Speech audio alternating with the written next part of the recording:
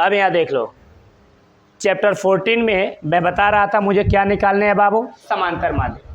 मैं थोड़ा सा अपने फार्मूलों को फिर से रिपीट कर रहा हूँ और रिपीट करने के बाद इससे सटीक रिलेटेड एग्जाम्पल लेंगे और फिर उसको क्लियर करेंगे।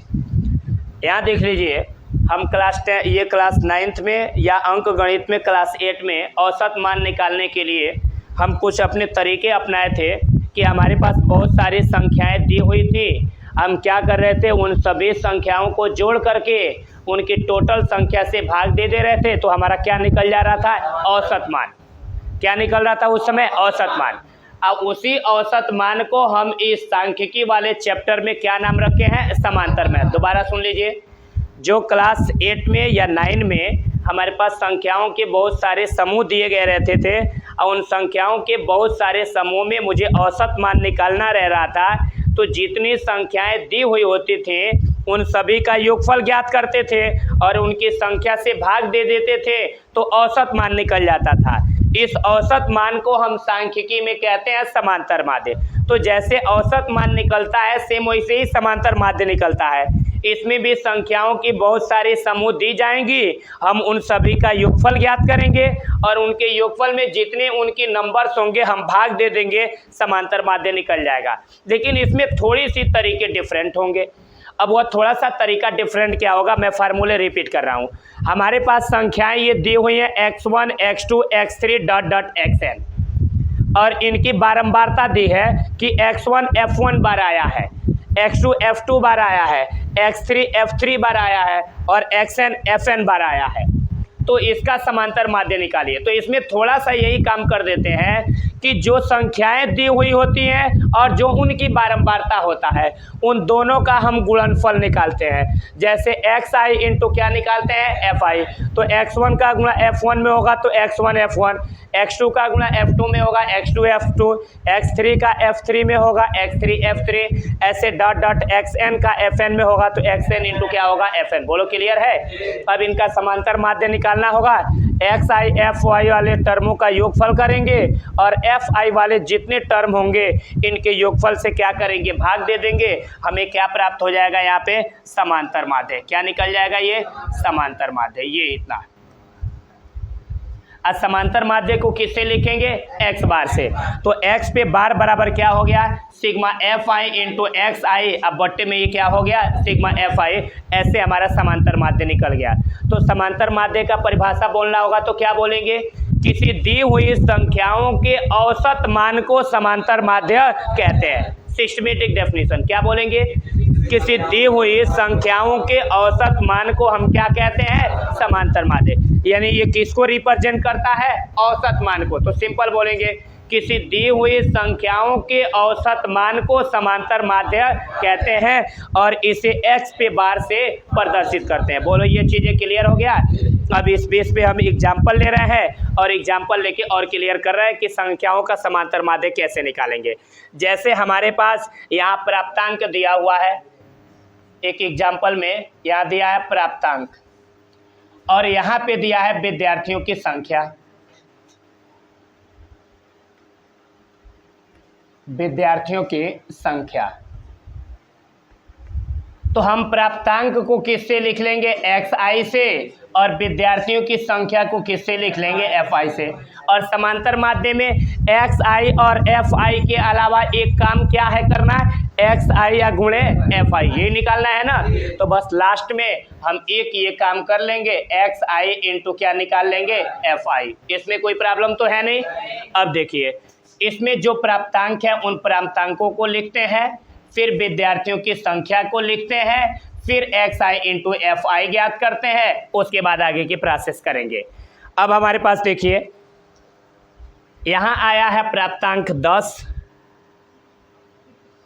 यहाँ पे आया है 20, यहाँ पे आया है 36, यहाँ पे क्या आया है 40। ये थोड़ा सा लेंदी होगा, समझने में थोड़ी असुविधा होगी।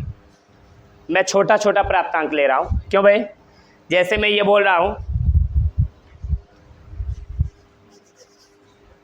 प्राप्तांक क्या बोल रहा हूँ, 2 3 5 4 6, 3 दे दिए हैं, 8 10 और 20।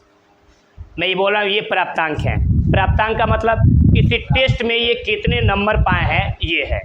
अब देखिए इसमें मैं क्या कह रहा हूँ, मैं ये कह रहा हूँ कि एक टेस्ट में 2 नंबर पाने वाले विद्यार्थियों की संख्या 1 है, 3 नंबर पाने वाले विद्यार्थियों की संख्या 2 है, 5 नंबर पाने वाले विद्यार्थियों की संख्या 1 है, 4 नंबर पाने वाले विद्यार्थियों की संख्या भी 1 है, 6 नंबर पाने वाले विद्यार्थियों की संख्या क्या है, 2 है। समझ में आ रहा है। फिर 8 नंबर पाने वाले विद्यार्थी भी 1, 10 नंबर वाले भी 1 और 20 नंबर वाले भी क्या है, 1। समझ में आया मेरी बातें कि एक टेस्ट हुआ जिसमें 2 नंबर पाने वाले विद्यार्थियों की संख्या क्या है, 1, 3 नंबर पाने वालों की 2, 5 नंबर पाने वाले 1, 4 नंबर वाले 1, 6 नंबर वाले 2, 8 नंबर वाले 1, 10 नंबर वाले 1 और 20 नंबर वाले 1, है ना। अब बोलो यहाँ पे अब हम थोड़ा सा अपना काम करेंगे। क्या मान लो ये एक्स आई का मान है और यहाँ एफ आई का मान, ये क्वेश्चन में निकालना नहीं है, ऑलरेडी दिया रहेगा। मुझे निकालना क्या है, एक्स आई गुणे क्या निकालना है, एफ आई। यानी जो दोनों ये संख्याएं हैं इन दोनों का यहाँ पे क्या निकाल लेने हैं, गुणनफल।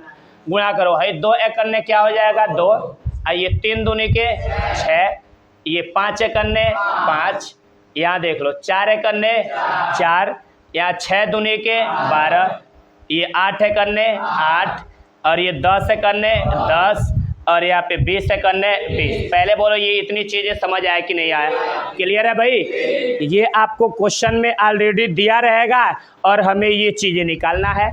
तो अब आप बताएं समांतर माध्य ज्ञात करने के लिए एफ आई और एक्स वाई वाले भाग में जो होंगे उन सभी का योगफल निकालना है और यहाँ एफ आई का मतलब एफ आई वाले में जितने होंगे उन सभी का योगफल। यही ना तरीका है भाई। तो आप देख लो यहाँ एक्स आई और एफ आई वाले भाग में ये है और एफ आई वाले भाग में ये है, तो हमको यहाँ सिग्मा एफ आई निकालना है और यहाँ पे सिग्मा क्या निकालना है, x I into F I. Sigma किसको रिप्रेजेंट करता है, इन सभी के योगफल को। बोलो ये चीज़ें क्लियर हुई। अब इनका योगफल करो कितना हो रहा है, 1 2 3, 3 1 4 1 5 2 7 1 8 8 1 9 9 और 1 मिलके। बोलो ये चीज़ें क्लियर हो गया। इसके बाद निकालो ये sigma F I into X I निकालो, 2 और 6 मिलके 8, 8 5 13 4 17 12 29, 29 8 37, 37 10 47, 47 20 67, ये 67 हो गया। क्या हमारी बात समझ में आया। अब हमारे पास समांतर माध्य ज्ञात करने के क्या फार्मूले हैं, बोलो भाई। समांतर माध्य ज्ञात करने के क्या फार्मूले हैं, यही ना है, x bar equal to sigma F i गुणे एक्स आई बट्टे क्या है, सिग्मा एफ आई। तो हम इसको मिटा दे रहे हैं और यहाँ समांतर माध्य का फार्मूला लिख करके इसमें मान भरेंगे, आंसर आएगा। अब देख लीजिए ये समांतर माध्य में मान भरिए। फार्मूला पक्का लिखते चलना है, लिख लेंगे फार्मूला, प्रैक्टिस हो जाएगा, भूलेगा नहीं। समांतर माध्य बराबर क्या फार्मूला आपको लिख लेना है, सिग्मा एफ आई इंटू क्या होगा, एक्स आई। अब बट्टे क्या हो जाएगा, सिग्मा एफ आई। अरे एफ आई इंटू एक्स आई या x I into F I, बात एक ही होता है, क्लियर है। अब देख लीजिए sigma F I into X I का मान कितना निकला है, 67। अब बट्टे सिग्मा एफ आई का मान क्या निकला है, 10। अब हम 67 में 10 से भाग देंगे तो क्या मिल जाएगा, 6.7, आंसर हो गया। क्या ये चीज़ें समझ में आया कि नहीं आया, इसमें कोई असुविधा है, थोड़ा सा भी कोई दिक्कत है क्या, और थोड़ी सी भी कोई प्रॉब्लम है तो आप पूछ सकते हैं। दोबारा सुन लीजिए, हमारे पास यहाँ प्राप्तांक दिया रहेगा, विद्यार्थियों की संख्या दिया रहेगा, मुझे सिर्फ समांतर माध्य के लिए निकालना क्या रहेगा, एक्स आई गुणे एफ आई। पहला वाला किसका मान, एक्स आई, दूसरा वाला यहाँ उनका गुणनफल निकालेंगे। इन सभी का ऐसे गुणा करते जाएंगे और गुणा करके यहाँ लिखते जाएंगे। फिर लास्ट में एक्स आई और एफ आई वाले टर्मों का योगफल निकाल लेंगे, फिर है एफ आई वाले टर्मों का योगफल निकाल लेंगे और एक्स आई एफ आई वाले के योगफल में हम एफ आई वाले टर्मों के योगफल से भाग दे देंगे तो हमारा क्या निकल जाएगा, समांतर माध्य। बोलो समझ में आया कि नहीं आया।